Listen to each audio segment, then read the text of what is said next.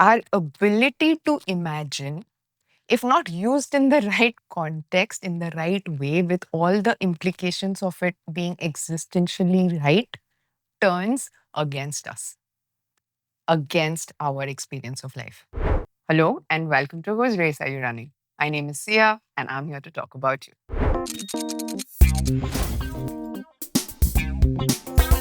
We all know it intellectually that life is uncertain.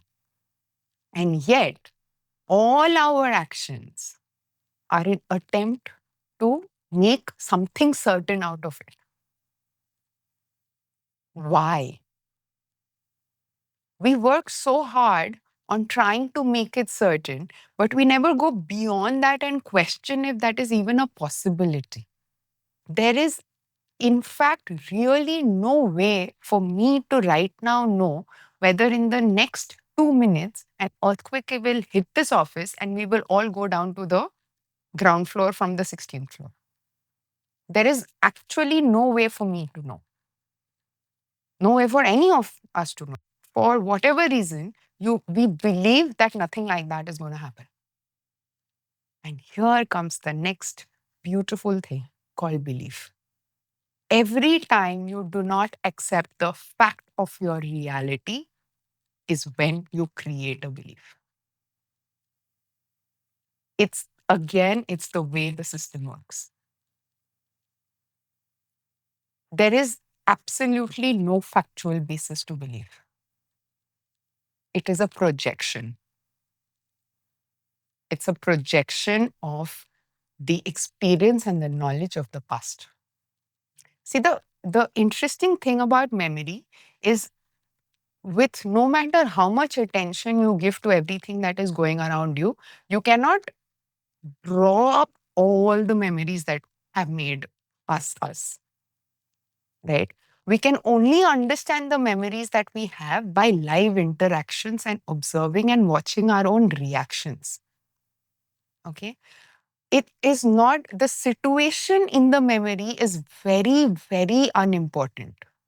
The conclusion from that situation of that memory is what is important. Believing is something that we do just to comfort ourselves. Comfort ourselves from what? That unpleasant feeling of fear. A big thing that we never go into is death, because there's a very certain, thing that we see as death. It has a finality to it. And the finality of it is so solid and so absolute that willy-nilly, I think everybody has a fear of death. Okay. Now, the fear of death brings about the belief of God or the belief of something beyond death. Right. But again, we never examine death well enough for us to understand what death is. We just take the social context, the way it comes to us, and form our ideas based on it. And because of that, again, because of simply contextual living, contextual as in whatever we received as information, we use that as a ground basis of our reality of existence. Um, we stay on the surface and we don't penetrate the deeper layers of the mental experience of ourselves, and we just take death to be what is told to us, where everything comes to an end. It is a fear of it that makes us cling on to believe onto something that is little bit more extraordinary than what we experience as our lives today, right? Just like we cannot, if you go back and experience beyond the word fear, what you will feel is an experience. What you will come to is an experience that you feel. Similarly, God is a concept. If you try to go beyond the word God and see, is there anything that you can touch upon? You don't really have anything there. Because it doesn't matter whether I believe in God or not. If I believe in something, it already means I'm scared of something. If I am scared of something, then fear exists in my mechanism. If fear exists in my mechanism, a plethora of other things exist. For example, if you just think of an ideal case scenario where the ability to believe was not there, what would be left? Just the entire experience of fear, right? So, what option would there be but to look at the experience of fear in its entirety? So, our ability to imagine, our ability to, you know, uh, have abstract thinking, if not used in the right context, in the right way, with all the implications of it being existentially right, turns against us, against our experience of life. Hope, believe, okay, hope. What is hope? We don't like the current situation. We hope that a better one will come about, right? And what is belief? Something that has happened to you in the past may happen to you again. That's the only difference. The difference is hope is slightly more abstract. Belief has some factual basis, about the past memories that you've kind of had. Either which ways, both are projections. And both are projections of the past into the future. Try and think of this situation, okay?